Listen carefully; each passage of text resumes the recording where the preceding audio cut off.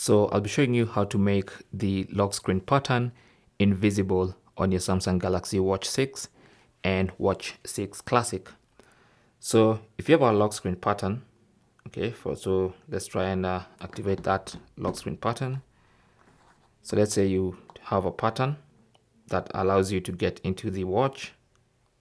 So as you can see, as I draw the pattern, it draws a line following the pattern, and anyone looking over can be able to see your watch pattern.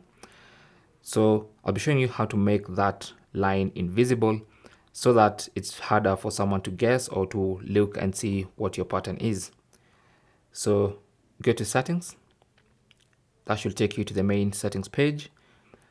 On the main settings page, scroll down to security and privacy, tap on that. And then if you've set your lock type to pattern, you should see the option to make pattern visible or invisible. Okay, so right now it's visible. If you disable that, you've made the pattern invisible. So whenever you're entering your lock screen pattern,